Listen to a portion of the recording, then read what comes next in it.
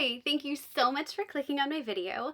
My name is Kristin, and today we are going to be doing kind of a giant book haul. And yes, I really did buy all of these, over 40 of them, in the month of September.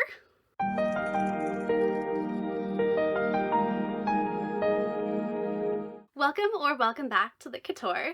Today we are going to be doing a kind of big book haul, and all of these I managed to acquire in the month of September, and I would like to tell you that it's because my birthday is right at the end of August, but that would be a lie because October's not looking so great either right now since Amazon's going to be having those Prime deal days. So yeah, let's just get to it. And right on September 1st, look what arrived. Fourth Wing from Fairy Loot. Oh, isn't she gorgeous? Just look at her. Just look at her. And if you don't know what this book is about already, it's about a girl who becomes a dragon rider at a college that's really determined to kill her before she can do so. Literally, it's graduate or die. There's enemies to love her. It's absolutely fantastic. There's a reason this went super duper viral and everyone gave it 5 stars. And yes, I absolutely sat for 2 hours and cried when my order went through for this fantastic edition of the book. And yes, I will be fighting tooth or nail, or claw, I guess, on October 19th to be getting the Fairy Loot edition of the sequel Iron Flame. I will cry if I get it. I will cry if I don't. There'll be tears either way. Oh, please, can I get it, please? Yes, it really means that much to me, okay? The main character has chronic pain, and so do I, and, you know, for once it's nice to see someone like that not be the damsel in distress, even though this college would have technically killed me before I even made it to the building. Fairy Loot also was kind enough to send me my edition of The 7-Year Slip by Ashley Poston, who is quickly becoming one of my most favorite authors, and The 7-Year Slip is just, oh, I can't wait to read it, although looking at this delightful edition in all its lemony goodness, I'm thinking it's looking like something I should possibly consider waiting for next summer to read. So this is about Clementine. Yeah, you get it now, I know. And she has just moved into a brand new apartment. The only tiny little hitch is that there's a guy who's also living there, except 7 years in the past. Romance ensues. I can't wait. It kind of sounds like The Lake House, that movie with Sandra Bullock, and I loved that. So the tagline for this one is right place, wrong time. And I know I'm gonna cry, but I also know I'm gonna fall in love with this book because it's Ashley Poston, and I'm so glad I have this edition from Fairy Loot. I also picked up Atalanta by Jennifer Saint. This is the author of Ariadne, which I did enjoy, although I don't think it quite reached full potential. I'm so sorry to say that, especially now that I'm reading Circe. Whoa. We are probably nearing the end of our Greek retelling fad, which I'm very, very sorry to see go. Atalanta is literally raised by a mama bear, and I mean a mama bear, and under the watchful eye of the goddess Artemis. And once you tell me Artemis is involved in anything, I am there. I'm kind of obsessed with the goddess Artemis. I don't hunt, not that side of her. There is so much to Artemis than most people give her credit for, but one of her symbols is deer, and I have deer who come in my backyard and who let me feed them by hand. So always felt a little bit of a connection with Artemis. Now I'm going to be reading Atalanta at some point as a result. This has to do, by the way, with the Argonauts' quest for the Golden Fleece, if you were curious which parts of Greek mythology we are heading into with this particular book. Also pre-ordered, came in bright and early, we have Things We Left Behind by Lucy Score, which I absolutely have not read because this actually might be the last book in the Knock 'Em Out trilogy. Can it not be a trilogy? I don't want to not have any more books to read from Knock 'Em Out, and it's the end of the month, and I have no intention of reading it right now because it's my favorite couple, and good things come to those who wait. We're gonna get more, right, Lucy Score? Just checking. Okay, sorry, I'm done now. So this book is about an amazing, wonderful town. Think like Stars Hollow, and then like turn up the blue collar and the hilarious hijinks, and then add in like a little crazy pants stuff going on with like maybe possibly a crime lord who decided he's gonna like maybe have a little crime hub going on in their town, because boy doesn't that sound fun for everyone. Actually, it is kind of a lot of fun. The first book is about a girl who gets kind of stranded there thanks to her crazy twin sister. The second book were tropes I didn't love, like wounded hero and love him or leave him girl. This one is my Lucian, who like is terrifying to everyone, and everyone doesn't really know what he's up to, but he's always in a suit and is like Mr. like, you know, morally gray, and then the town librarian, who's Miss Sunshine, and I think literally has like fluorescent hair, and they have some sort of animosity going on between them, and it just sounds tailor-made for me, and I can't wait. I also picked up The Right Move. If you have bought, where is it? Convenient, right? Ow, nail. This is Mile High by Liz Tom Ford, which I have not read. These are like sports romances. Yeah, no, they're not usually my jam either, but apparently these are completely amazing and the spice is supposed to be fantastic, but they're also supposed to go a little deeper and the romances are supposed to be great. But I have the first one that I bought ages ago, and they'll probably someday get to, but apparently the indie covers are going out of stock forever and ever.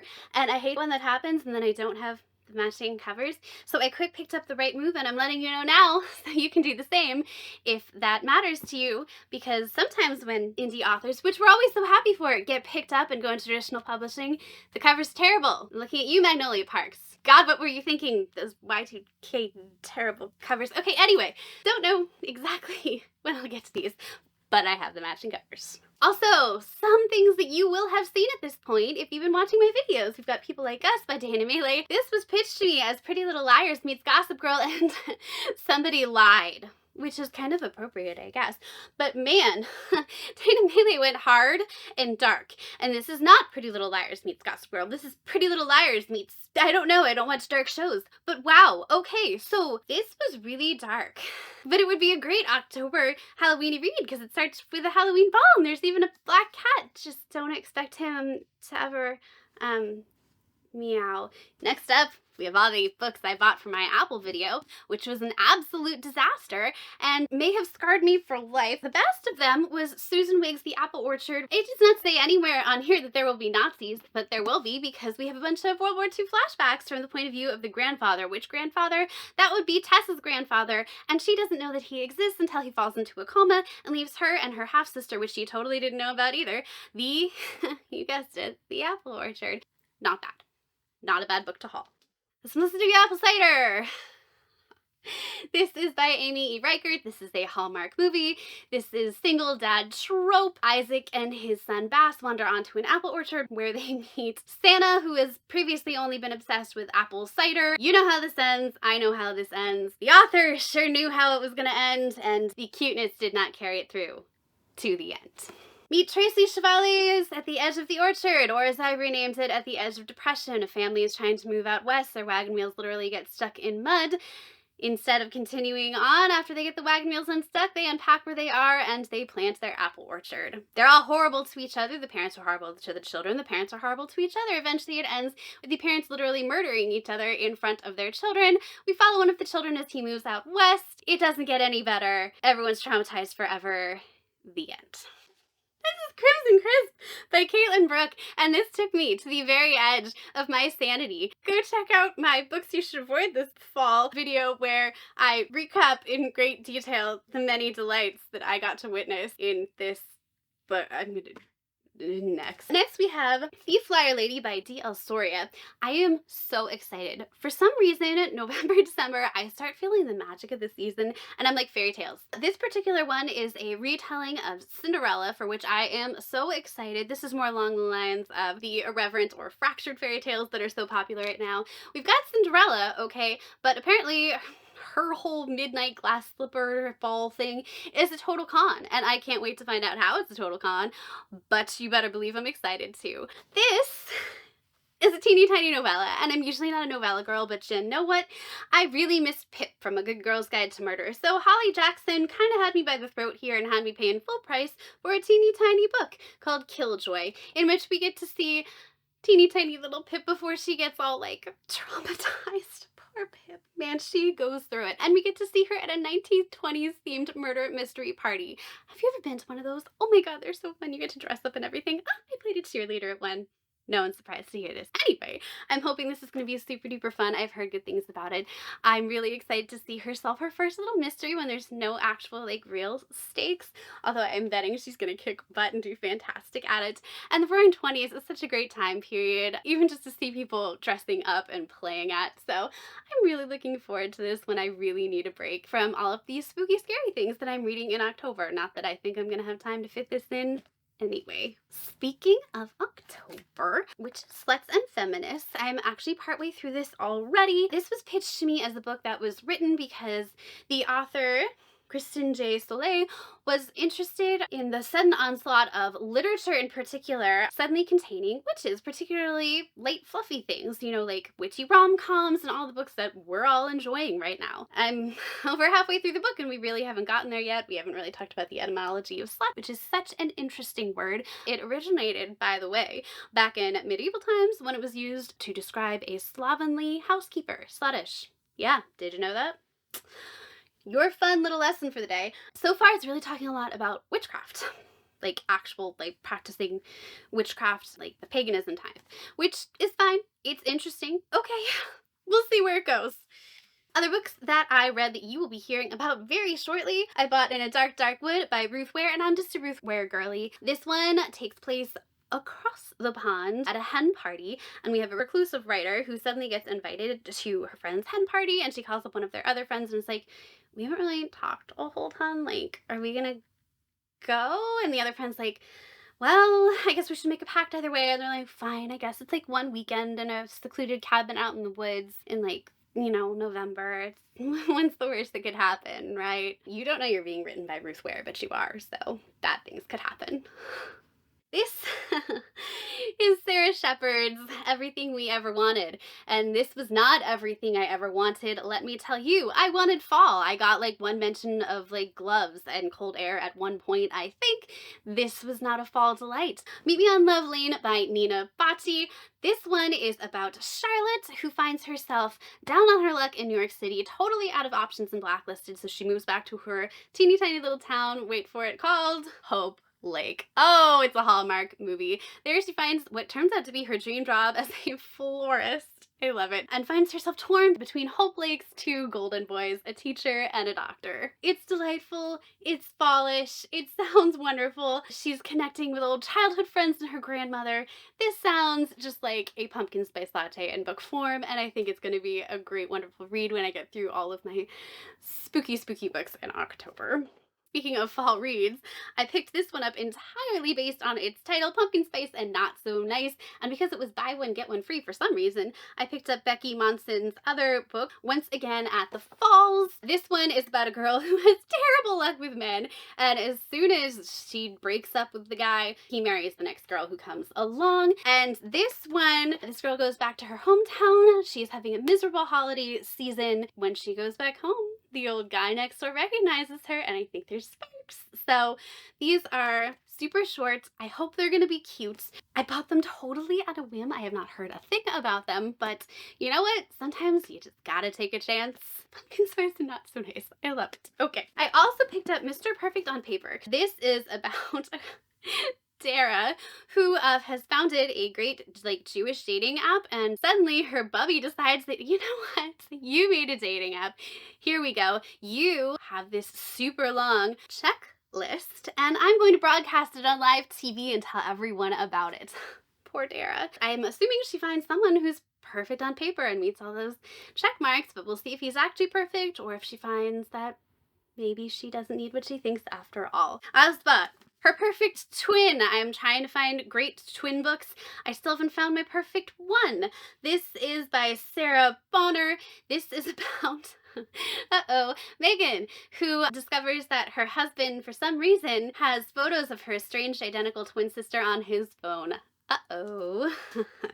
Not good. This is Mirror Girls. Also, if you watched my transitional summer weather fall feels video, you will know that I fell in love with Jean Meyer-Sain, who wrote Dark and Shallow Lies. This is another book by her, Secrets So Deep. This is about Avril, whose mom died 12 years ago along the coast when she was a part of this theater troupe, and now she has decided she's going to attend camp at the same spot.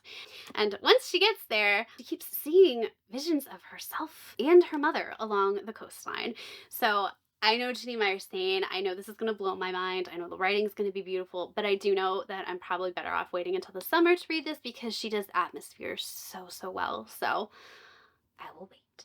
Next up, we're heading into witch territory. First, we have Spells for Last Things by Jenna Evans Welch. And yes, she is the one who does all those Love and books, Love and Olives, Love and Gelato, Love and Luck. But this one is a little bit different for her. This is about a girl who's kind of having some trouble with her mom, and then her mom gets really upset one day and is like, look, my twin sister, who I never told you about, just died and left us her house in Salem. So we're gonna clear it out. We're gonna get it ready to sell. By the way, she was a witch. And then it's also about a boy named Mason who is a budding astronomer. He's obsessed with the stars, and his mom has kind of abandoned him for her addictions, and he's moving in with hopefully his final foster family, who also happen to live in Salem. And while they're both there at the same time, the two of them meet up and become friends and explore Salem and all of its magic together. I have started reading this.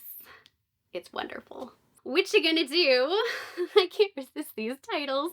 This is by Avery Flynn. This is about a girl who unfortunately is born to a very powerful family but does not seem to have any magical powers of her own, and she is basically kind of continually being set up with the male version, possibly of Gaston. Apparently he's super duper handsome, but super duper knows it.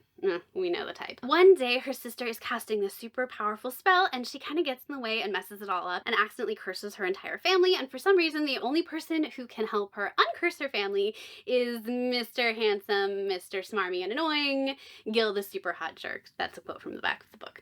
So they have to work together, and I'm going to read this for you. Save my family and outmaneuver some evil-minded forces bent on world domination. Wow, that got dramatic fast. But you know what? I'm here for it. Happy spooky season, everyone.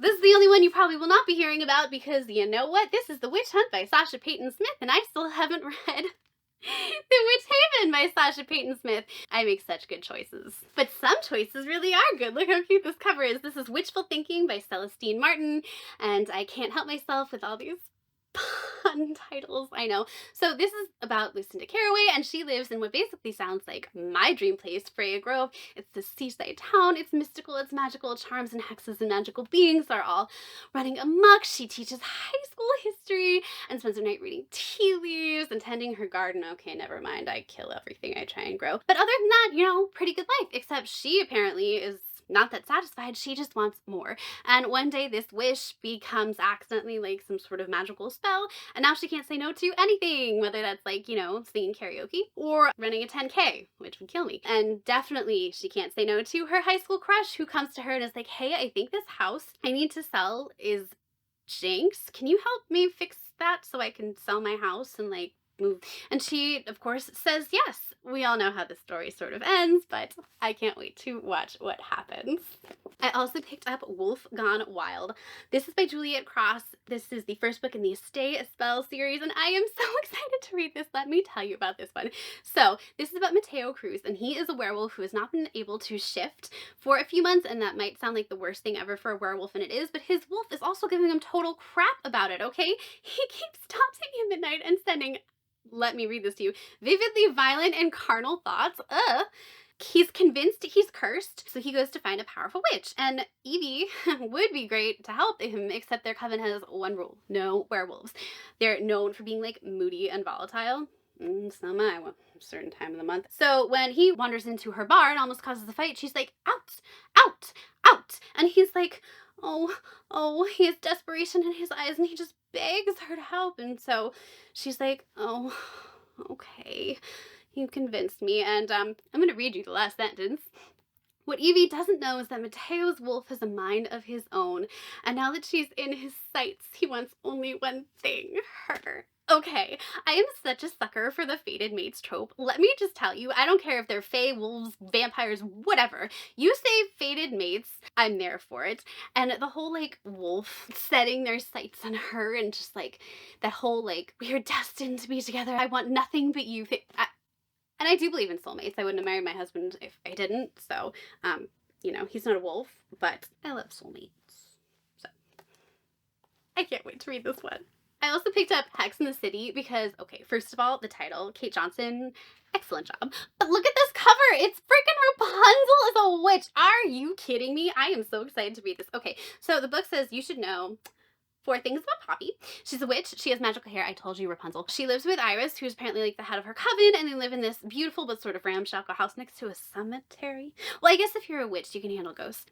Still. And then she also works at a magic shop, but they don't sell real magical stuff because that would be totally irresponsible and dangerous.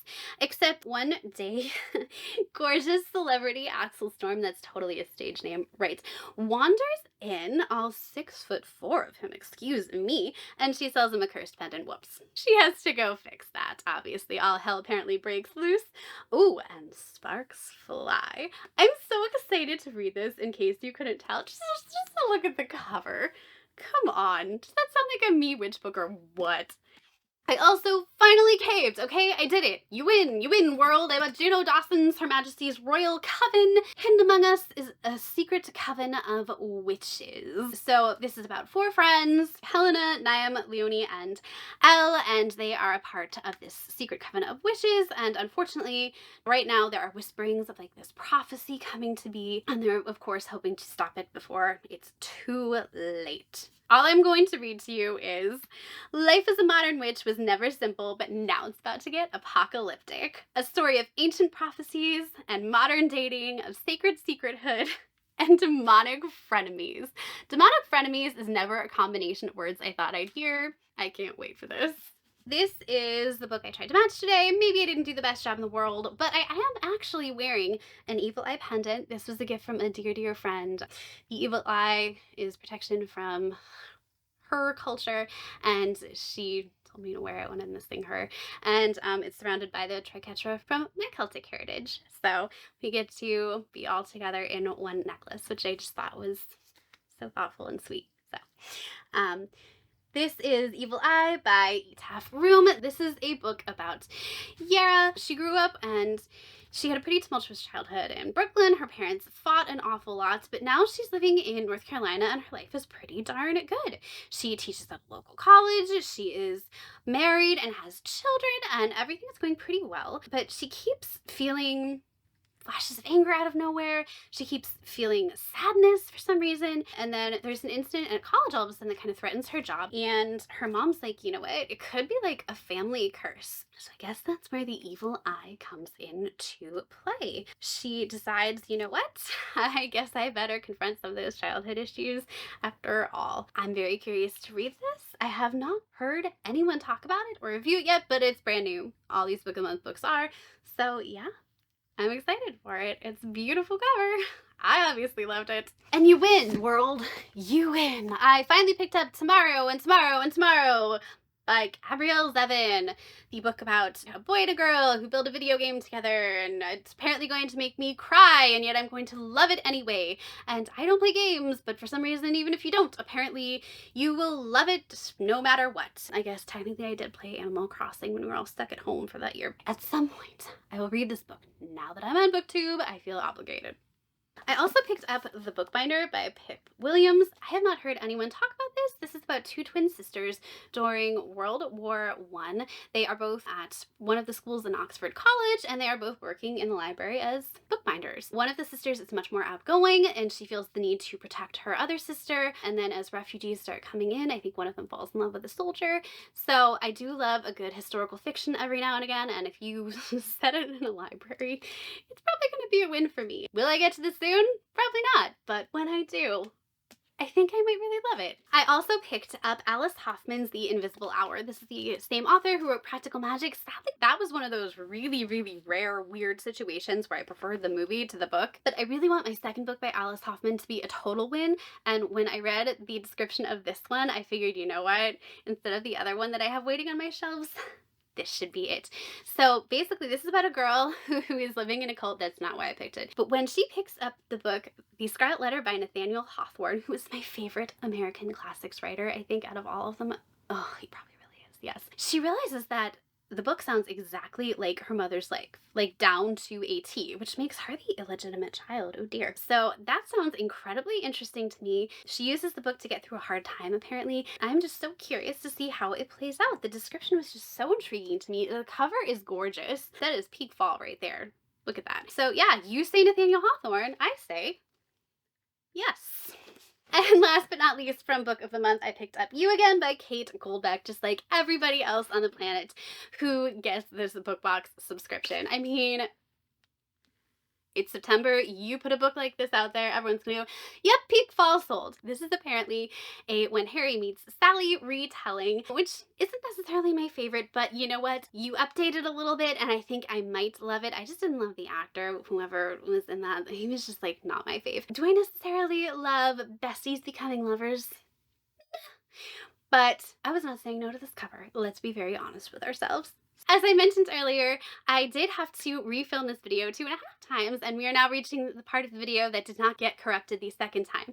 So if my hair or makeup or things suddenly look a teeny tiny bit different, that is why. Earlier, Kristin, please take it away. I also had a book come in from a Kickstarter, which was super exciting. This is The Quill and the Vial from Bree Moore. This is The Plague King Chronicles Book 1. It's supposed to be very like cottage core, kind of low stakes fantasy at first, but I think the adventure picks up afterwards, and with it came the most beautiful come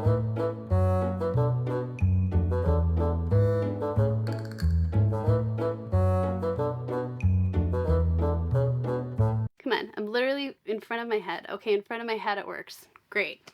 And then it came with a letter that, no joke, had a wax seal on it. Thank you and welcome to Neldor, where plants talk and magic exists everywhere. Inside you'll find your book and goodies. I hope you enjoy, and please consider doing a video or post on Instagram, TikTok, and or Facebook or YouTube, hi, to get the word out about my book, and tag me here if you wish. So this is about Jace, who can hear plants talk and hear their lies, and a plague has been threatening her kingdom for years and years and years, and she's been doing her best to make medicine and combat said plague, but she unfortunately has this really corrupt landlord who is taking all of her money as fast as she can make it and invest it in helping people out. And finally one day he's like, hey, you know, you owe me a ton of money, and you know what's gonna make that go away? Marrying me. And she's like, oh hell no. And unfortunately he's trying to like sabotage her and make it look like one of her cures like poisoned people, and she's like, okay, time to run, and I'm going to go to the library in the capital and see what the heck I can do to like find a cure, find what's going on, see if I can solve this plague once and for all. And also I don't want to marry this guy and I'm in a ton of debt. Time to go. So she books it, and while she's on her way to like head to the library, on her way she's apparently going to find a potential guy to travel with. I think I heard that maybe somewhere, don't hold me to that. But she will be facing warrior monks, and wait for it, carnivorous reindeer. Okay, that thing is terrifying. Are you seeing that? Are you seeing that? No, that's a no from me. Thank you very much. I prefer Rudolph. And her own dark past. Oh goody, she tries to find a cure before the Plague King wipes out the realm. Good luck to Jace. It is described as being a magical epic fantasy trilogy that is both cozy and dark. Little something for everyone. But the Kickstarter was so exciting to watch. This book is so beautiful. I was so hoping more people would find it and we would get all the upgrades to this gorgeous book, and we did. It's stunning. I'm so excited that it's here, and I will tell you all about it once I get a chance to read it, I promise. Next, my extremely expensive book box all the way from Australia also arrived. That would be Fabled Book Box, but don't let my tone fool you. I'm feeling the hurt, but also feeling the joy looking at these beauties. So we have Salt Kiss by Sierra Simone. Look at this book. This is a retelling of Tristan and Isolde, which is one of my favorite tales, and it makes me cry every single time that I hear it. And anyone who wants to talk to you about Romeo and Juliet, okay, you just tell them that Tristan and Isolde, they are the OGs, okay? Shakespeare, that's where he got the idea. I'm calling it right now. Plus it's Celtic, which makes me love it even more. Next up we have The Shadow and the Draw. This is Cora, who is supposed to marry the next alpha of her demon clan. Okay, we got a demon, and she's gonna become queen, but unfortunately she is in love with his like second in command. So even though that's super forbidden, obviously, oh well. And then apparently in the midst of all this, angels come and ambush their clan. So boy, does that sound complicated. Cora and Amryn, that would be the second in command, they go off and flee, seeking salvation or their doom. It's gonna be one of the two. Probably the one that I'm most excited to read. Oh, I lied. Nope, it was the Anatomy of Songs. So this is about a girl who spends her days trying to heal the community she's in, literally. She's trying to work as a healer, and by night she's working as an assassin. And apparently the prince of this place is just doing a real crap job. Like, he is super feeble, all he does is drink, and so he has quickly become her next target. And meanwhile, the prince is finally looking around like, oh, people are dying. This is kind of really bad. I think I'm gonna go talk to like the exiled queen and try and fix this. And so I'm thinking we're probably going to have some enemies to lovers here and a lot of lessons learned between the two of them. But we'll see where it goes. I'm very curious to hear about these two gods and how she's the only one who can hear from both of them, because one is the god of life and one is the god of death, which should explain why she is a healer and an assassin. But this just sounds so unique and so original, and I'm really excited to read this beautiful, beautiful edition. This video is getting really long, so let's get finally to Fairy Loot and Illumicrate. What are we gonna do first? Let's do Fairy Loot. This is their adult book for September.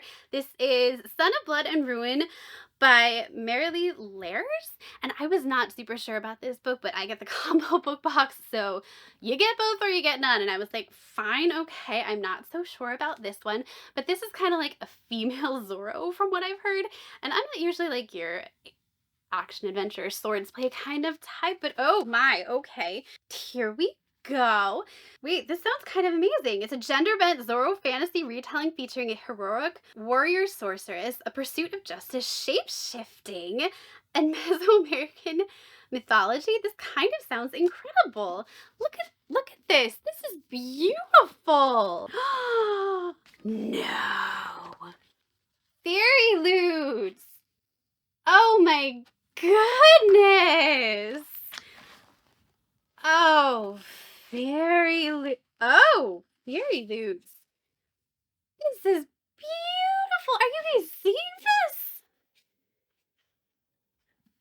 Oh, and this is hand signed too, isn't it? And we've got a reverse dust jacket. Oh, this is gorgeous. A masked vigilante named Pantera. Okay. So apparently by day, Lady Leonora faints at the sight of blood and is this super demure glittering jewel of the court, promised to the heir of the Spanish throne. But by night, she is Pantera, the Lady Zorro, who fights not the cutting smile, but with the cutting sword. This is amazing. She's fooled everyone, and she has the magic of her ancestors running in her veins. She's nearly invincible. Uh-oh, until an ancient prophecy, it's always a prophecy, isn't it, comes along and destruction threatens. Uh-oh, and she has to decide, surrender the mask or her life? Oh no! But the legendary Pantera is destined for more than an early grave. For when she discovers the truth of her origins, even death will not stop her. This sounds amazing!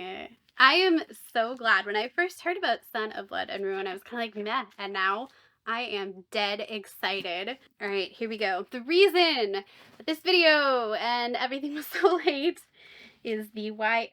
Oh my goodness. Oh, someone remembers how much people loved Divine Rivals.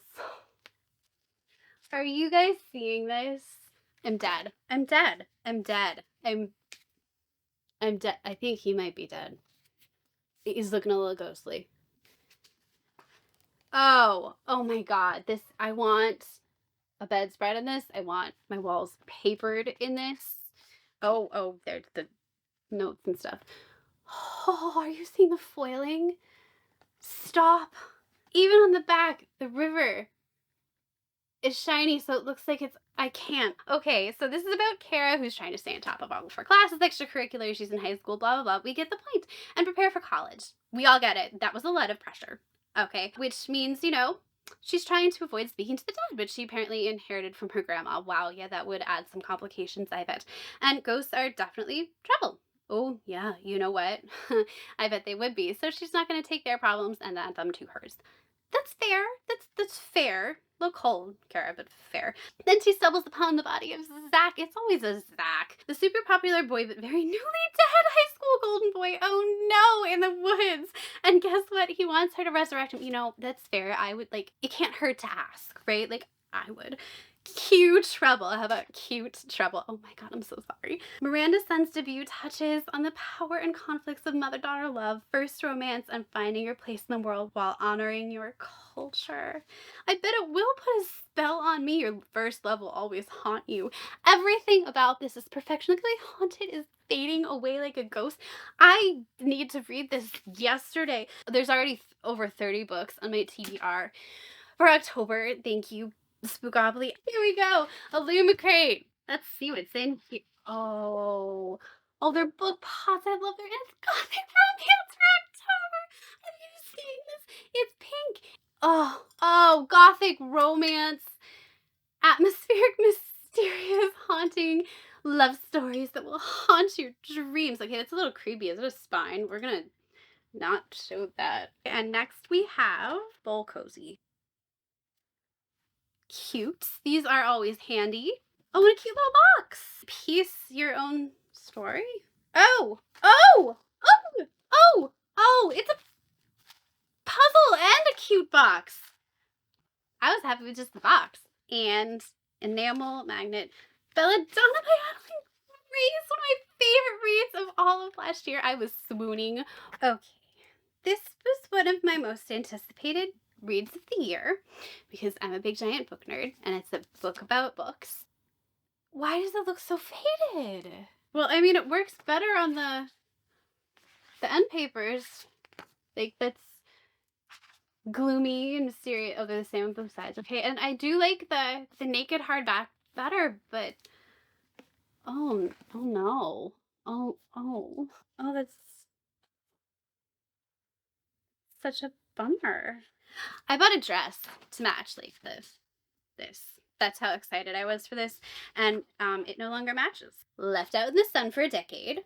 What it's supposed to look like. So anyway, let me explain to you why I was so excited for this book. It is about a girl named Effie who's always been obsessed with fairy tales, and her favorite one is basically Labyrinth. It's about a girl who kind of falls in love with the Goblin King and then kind of destroys him, right? And she's always carried around this tattered copy with her and sort of the thing that means most to her in the world, and she's kind of going through a rough patch and it's like her most prized possession, and she's currently in architecture school, and suddenly it's announced that his family wants someone to come in and sort of redesign his falling apart house. Like he's deceased, he's long gone, but his family's like, hey, this house, it needs help. And she's like, oh my god, this is a sign, this is perfect, this is my dream job. But when she gets to Highworth Manor, there is another guy there named Preston. Of course his name is Preston, and he's like, I'm here to debunk a bunch of stuff about this author and prove he's not who you think he is, and he's not all that great. And so she's there trying to save this house, which is just in way worse shape. Like, I mean, it is crumbling, musty, just falling to pieces, and they end up kind of like going through it together because he's looking for evidence, she's looking for like, how can I save this crumbling old house? And they end up piecing together all sorts of stuff as they stumble across like old letters and diaries, and as they go through, they're like, hey, you know what, it's not just this house's foundation that can't exactly be trusted. There's like some actual dark forces maybe at play here. So yeah, this is like magical dark academia, academic rivals slash enemies to lovers slash, it's everything I want. It's got a dark fairy tale. Heck, it's talking about like something that mirrors Labyrinth, for goodness sake. And I was so excited for this book to turn out, so I'm kind of bummed that I ended up with the special edition that I don't completely love. I think it's my least favorite out of all of the special editions, but Illumicrate has never put out an edition that I anything less than 100% loved before, so I'm going to give them the benefit of the doubt and assume that when I read the book, the fadedness of it, I mean, I guess as I'm describing it, the fadedness of it makes absolute sense because it's an old crumbling house. So I'm assuming they went for these colors to match the story itself and the crumbling mansion itself, and I'm an Illumicrate girly forever. Don't you worry, Illumicrate. This was an incredible box overall. But that is it from me today. I will let you get back to your book, and I know I have to get back to mine because my October TBR is like a million miles long, and if you saw my Spookopoly, you know I'm not kidding, because that's only like about half of it. The rest of it is secret TBRs for themed videos, and I'm scared for myself. So yeah, thank you so much for watching. Let me know if you plan on reading any of these books or you bought any of them as well, and please subscribe if you are enjoying my always too long videos. Thank you so much, and I'll see you again next time. Bye!